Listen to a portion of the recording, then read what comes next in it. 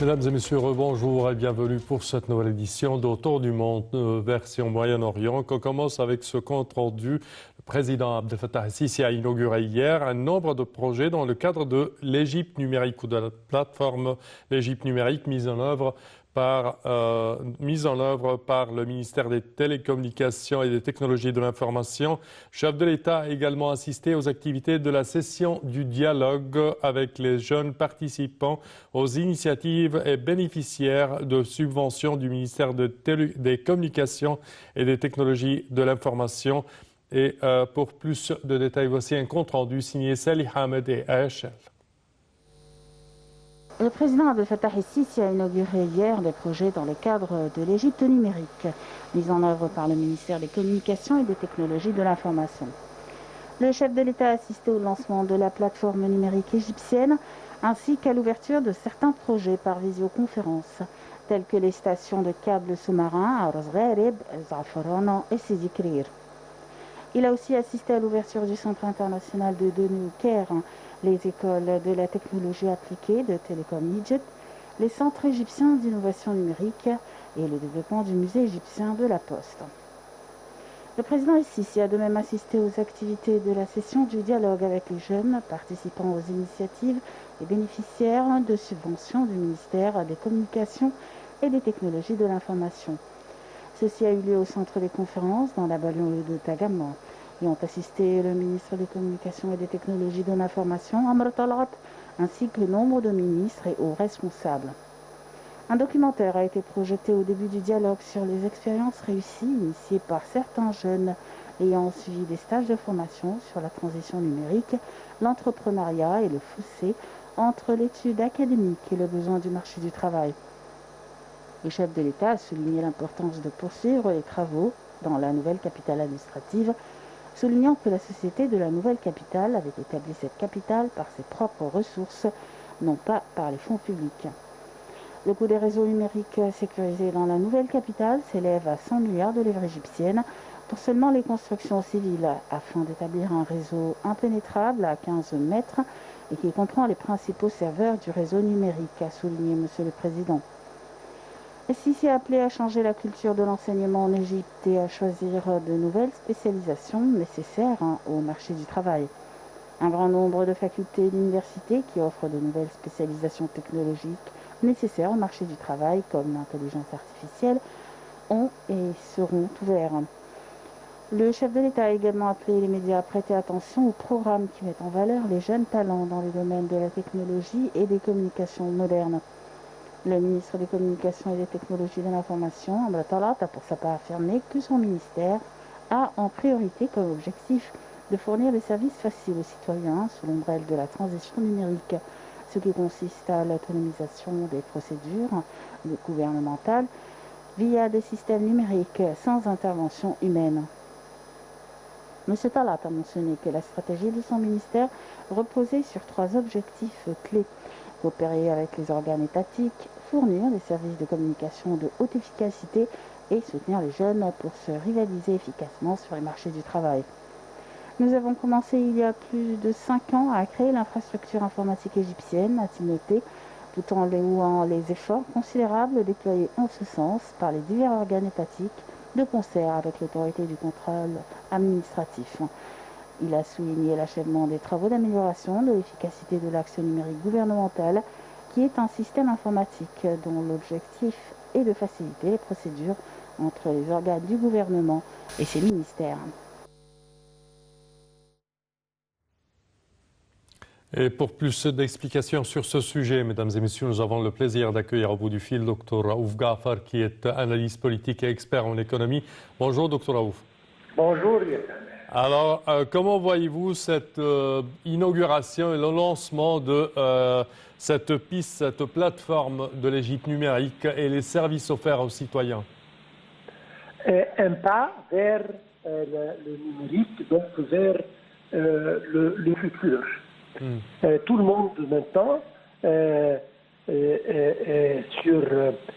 met sur cette voie, donc on ne doit pas tarder à nous mettre aussi une plateforme qui va présenter, qui va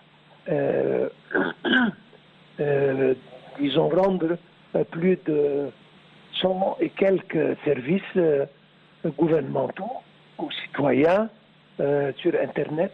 Donc, ça va économiser temps, effort, argent et tout. On ne doit pas se déplacer pour, disons,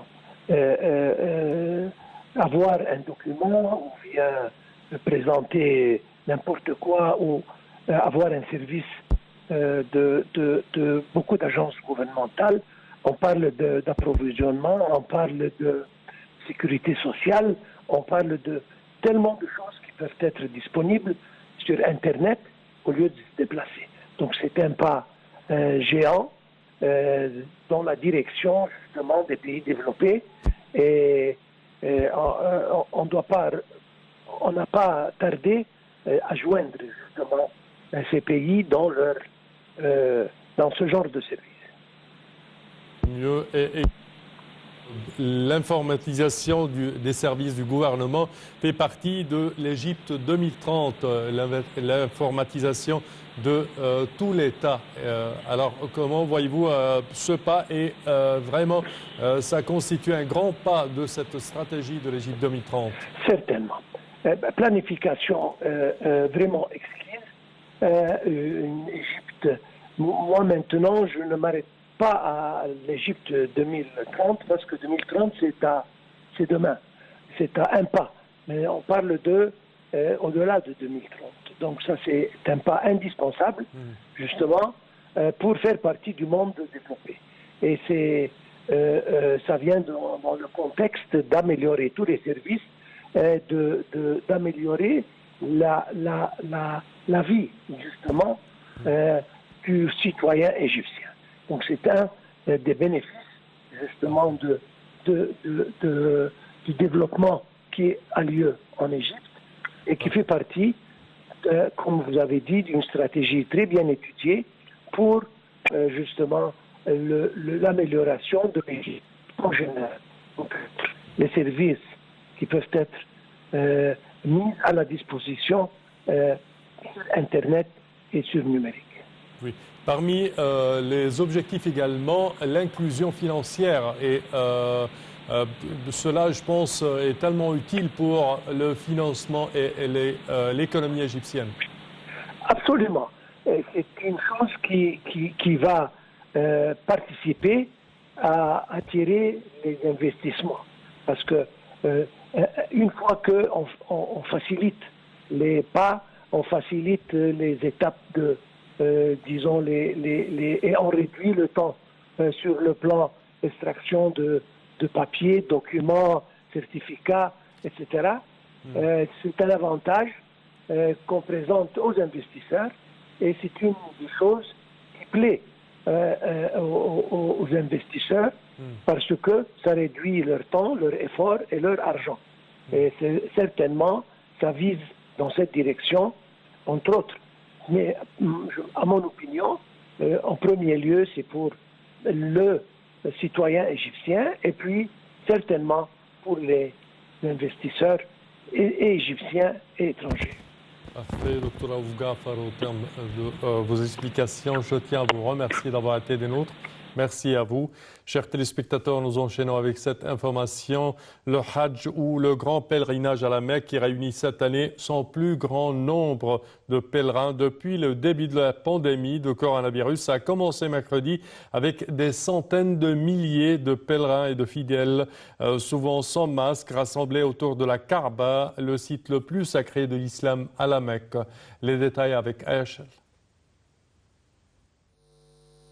1 million de musulmans vaccinés, dont 850 000 venant de l'étranger, ont été autorisés par l'Arabie saoudite à effectuer le Hajj cette année, après 2 années de limitation drastique des participants en raison de la pandémie de Covid-19.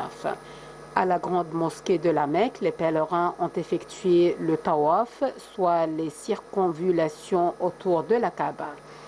Une vingtaine d'hôpitaux dotés de 1000 lits de soins intensifs et 147 centres de soins ont été mis à disposition des pèlerins et 25 000 soignants ont été déployés à la Mecque et à Médine, deuxième ville la plus sainte de l'islam. Le Hajj, pour lequel les participants sont choisis par tirage au sort parmi des millions de candidats, accueille un nombre plus important de pèlerins qu'en 2020 et en 2021, mais toujours très en dessous par rapport à l'avant-pandémie. Les pèlerins se rendront jeudi à Ména, à environ 5 km de la grande mosquée, avant le rite principal au mont Arafat, où le prophète Mohammed aurait prononcé son dernier sermon. 4 hôpitaux et 26 centres de soins sont prêts à Ména, a indiqué un média d'État.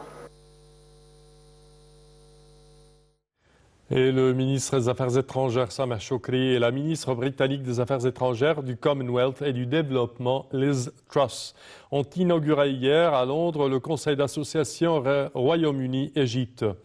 Les deux parties ont publié une déclaration commune à la suite de l'inauguration, soulignant que l'association créait une nouvelle plateforme pour promouvoir les ambitions exprimées dans l'accord entre le Royaume-Uni et l'Égypte, signé en décembre 2020. La déclaration a indiqué que les deux ministres s'étaient entretenus sur le développement du partenariat stratégique entre leurs pays et se sont félicités de plusieurs succès commerciaux, dont le projet de fabrication de trains linéaires de monorail dans la ville anglaise de Derby avec le soutien de la British Export Finance Corp. Ce partenariat vient s'ajouter à la vente à l'Égypte de 2 unités de ravitaillement maritime ayant appartenu à la Royal Navy, ainsi que de contrats de renouvellement et de développement. Les deux ministres ont également discuté des perspectives de renforcement de la coopération économique entre le Royaume-Uni et l'Égypte et sont convenus de travailler activement au développement du commerce et des investissements bilatéraux. Le gouvernement égyptien et britannique ont également confirmé leur engagement à renforcer la coopération bilatérale et les investissements dans les soins de santé et l'éducation. La coopération future comprend la signature d'une déclaration d'intention entre l'Agence égyptienne de réglementation des services publics d'électricité et de protection des consommateurs et l'autorité britannique des marchés du gaz et de l'électricité. Les deux ministres se sont réjouis du renforcement de la coopération en Afrique et de la découverte d'opportunités de coopération tripartite avec les pays africains dans divers domaines, notamment les infrastructures. Le Royaume-Uni a salué les préparatifs de l'Égypte pour accueillir la COP27 à Sharm el-Sheikh en novembre, soulignant sa volonté de s'appuyer sur la charte climatique de Glasgow et les précédents objectifs de l'ONU en matière de changement climatique.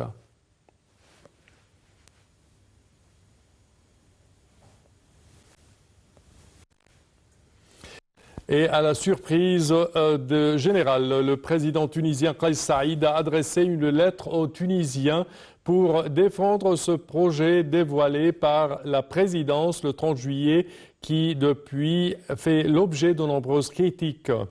Sadok Belaïd en convient, mais il précise dans sa lettre que le droit du président à décider du sort du projet a des limites connues qui font l'objet d'un consensus. Fin de citation. Ce dernier impose à la Commission nationale consultative le respect du cadre de sa mission et au chef de l'État de respecter ses efforts et ses recommandations en revenant vers elle pour la consulter au sujet des amendements. 2 jours plus tard, Kais Saïd, évitant de trop polémiquer, a écrit sa lettre pour lancer un appel aux Tunisiens à voter massivement en faveur de la nouvelle constitution. Une question s'impose, qui vont-ils écouter le 25 juillet? Le président ou ses détracteurs qui l'appellent à reporter le référendum, à retirer son projet et à engager un véritable dialogue national pour élaborer un nouveau projet de constitution plus consensuel. Et nous enchaînons avec cette information. Un Palestinien a été tué hier lors d'un raid de l'armée israélienne près de Jénine, dans le nord de la Cisjordanie occupée. Rafiq Riyad Ghanem a été tué à Jénine à l'aube aujourd'hui, a annoncé le ministère palestinien de la Santé. Il était âgé de 20 ans. L'armée israélienne a indiqué de son côté que des soldats venus arrêter un individu soupçonné d'activité terroriste dans le village de Jabba, au sud de Jénine, avait tiré après qu'il a tenté de s'enfuir. L'armée a par ailleurs indiqué qu'elle avait arrêté 24 suspects et saisi des armes dans le cadre d'activités antiterroristes menées dans des villes de Cisjordanie occupées dans la nuit de mardi à mercredi. L'armée israélienne a multiplié ces dernières semaines les raids à Jénine, dont le camp de réfugiés est un bastion des factions armées palestiniennes, d'où étaient originaires des auteurs d'attaques récentes en Israël.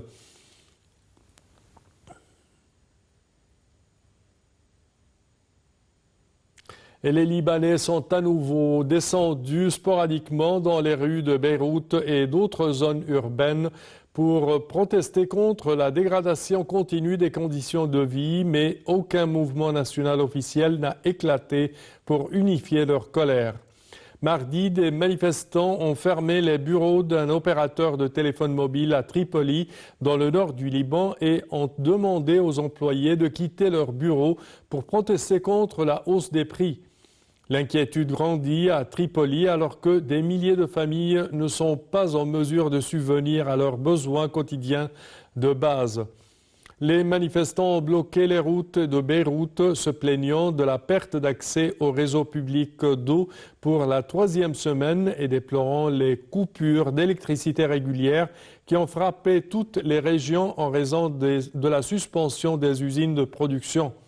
Une seule centrale électrique, celle de Deir Ammar, a poursuivi ses activités en raison de la pénurie de carburant en provenance d'Irak, dont la quantité est inférieure à celle prévue, Bagdad étant aux prises avec ses propres difficultés dans le secteur de l'électricité. Et au moins 6 personnes ont été tuées et plus de 30 personnes blessées mardi dans 2 fortes explosions qui ont détruit un entrepôt d'armes dans la province d'Abyan au sud de Yémen. La première explosion s'est produite le matin à l'intérieur d'un marché populaire très fréquenté près du dépôt d'armes de Lauder, une grande ville de la province. Alors que des dizaines de personnes fuyaient le site du désastre, une seconde détonation s'est produite dans le bâtiment de 2 étages abritant le dépôt. Les autorités n'ont pas été en mesure de donner un bilan précis du nombre de victimes face au flux de personnes mortes et blessées arrivant à l'hôpital de Lauder. Leurs proches, à la recherche de parents ou amis disparus, ont assailli le personnel soignant en profitant pour faire appel à des dons de sang.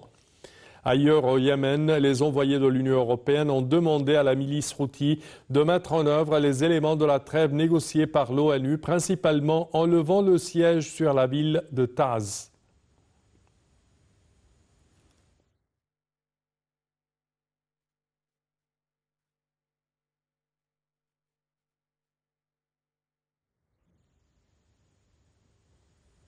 Et ceci conclut, chers téléspectateurs, notre édition d'aujourd'hui et de Autour du monde version Moyen-Orient.